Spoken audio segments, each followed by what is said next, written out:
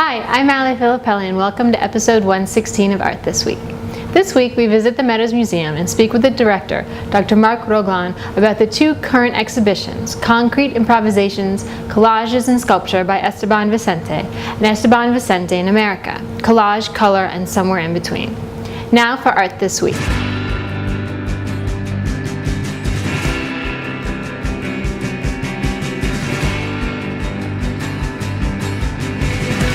Hello and welcome to Art This Week. I'm Caroline Belanger and today we are speaking with Mark Roglan, the director of the Meadows Museum, as the Meadows opens and features Concrete Improvisations, featuring the lone Spaniard of the abstract expressionist movement, Esteban Vicente. So first of all, I was wondering if we could just start with, what is abstract expressionism? In a nutshell, probably the best way to describe abstract expressionism is with its own title. No, it's a movement that starts in New York in the late 1940s and really takes off in the 1950s.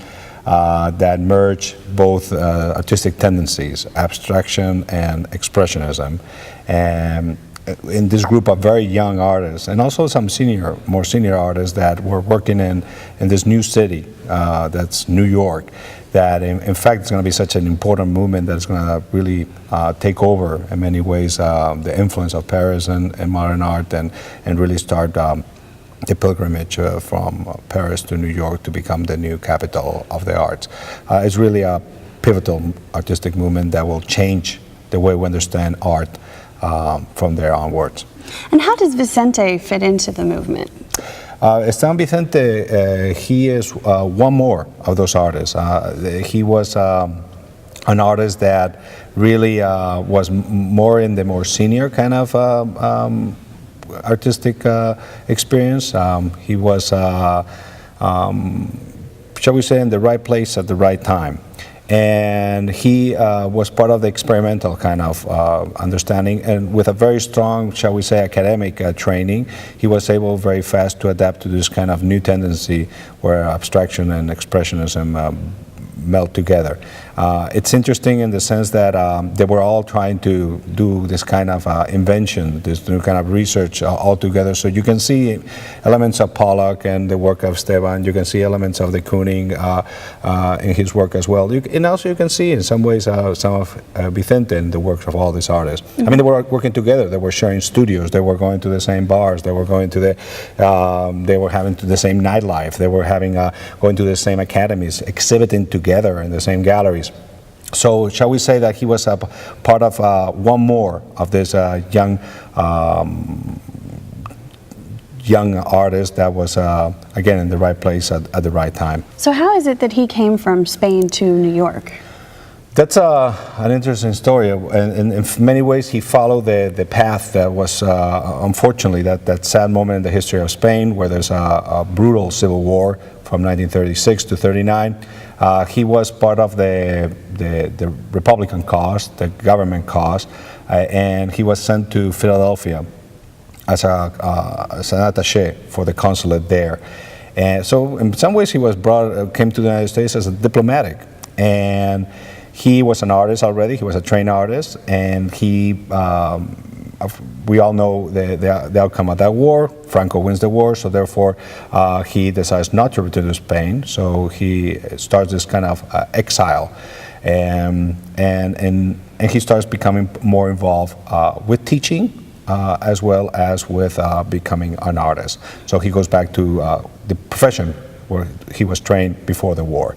And that's the reason he becomes, he starts living in America, he marries an American, and he will start becoming an American citizen as well. So we know that also he got American citizenship, and basically he lived from there on most of his life in the United States, where he died. So this exhibition, he's kind of known as a painter, but this exhibition really focuses on his collage and his sculptural work. And the exhibition is called Concrete Improvisations, which is a term that he coined. What exactly did that term mean to him? I think that he really liked the whole idea in some ways of freezing, like the color and life and movement in a just as a snapshot, as a photography. But on the other hand, in order to arrive to those kind of snapshots of these concrete improvisations, he would have to do a lot of study. So he was very meticulous in the way he would like cut colors and shapes, etc., and with needle points, you know, try to fix them on the canvas in a way that before perpetually putting the glue and adding it to the canvas, that it worked for him. He was very inspired by life. Again, he would like to just say that going to the street and seeing people and how they interact and how colors, even with people going up and down the street, interact. Those snapshots of life was something that he was really paying a lot of attention and then trying to reproduce it in a more abstract way when it came to art. And he goes all the way from just getting like little bits of collage. I mean, you can see like works from the 40s that they look almost like Jackson Pollock's dripping paintings, but instead of being a dripping painting, it's made with pieces of newspaper, to really just collages that are just masses of color, that the same way that it could have been done with color itself, he decided to do with collage. Collage was a big part of his career, and I think that it was a way for him to be very methodical. Once you put painting on a canvas, it stays there. I mean, the whole issue of the act and the gesture was not something that he was so interested in. He was much more, shall we say, cerebral when it came to adapting and thinking about color on a surface. So I think collage was a very way for him to be very thoughtful and really again, cerebral in the way he wanted those colors to blend together. And it seems to me that it kind of allowed him to be between the two different movements within the abstract expressionism of the chromatic and the action-oriented artist. It allowed him to kind of do both. Yeah, and in fact, that's a good way to see it. And I think also, like in the paintings itself, he was also to be in that kind of midpoint. When you see his paintings next to a Rothko, or you see his paintings next to a Bernard Newman, or they do work. And so even like when it came to painting itself, we see this kind of middle term between that kind of craziness and the way like dripping is understood, chaotic kind of way of understanding the action of art on canvas, to that kind of very more spiritual way of understanding color and surface color, like in the work of Rothko. So yes, I would agree with you completely. He's like in the middle. I think he's getting influence from both sides, and he's arriving to his own language. Well, you guys at the Meadows Museum also took the initiative to curate an accompanying exhibition here at the Meadows Museum themed around Esteban in America, and you brought some of his circle together to kind of create that relationship between his work and how he was influenced by and influenced others. Can you tell us a little bit about that? Yes, when we were thinking about bringing the exhibition that was organized by NYU and the Esteban Vicente Museum in Segovia, that really was very focused, and especially in the collage, evolution of Esteban Vicente, and also in those wonderful little toys, those kind of little studies that he does in his studio. We thought that it was a great exhibition, but especially for the American public and other publics, that they do not know about Esteban Vicente, it will be a great, nice introduction to be able to create an exhibition where we can see Esteban Vicente in the context of his peers.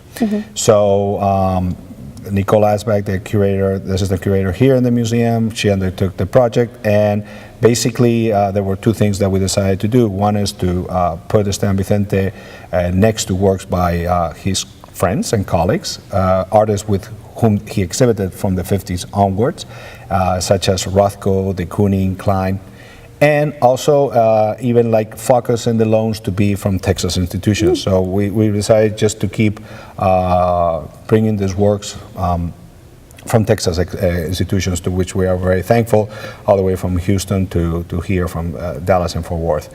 And the result is, I think, is a wonderful small focus exhibition in which we can see how the art of Esteban Vicente integrates beautifully with the art of other colleagues from also Hoffman, both Elaine de Kooning and Wilhelm de Kooning. You just name the artists. We have probably most of the artists that were part of that movement. And you can see how Esteban Vicente, again, he was part of that kind of language, but yet it has its own voice. And I think that's a way beautifully to complement the exhibition, the larger exhibition, which is just concentrating in collages. We want to thank Dr. Roglan for speaking with us. The exhibition is up through July 31st, 2011. More information on the exhibition can be found at meadowsmuseumdallas.org. That's it for Art This Week. Thanks for watching.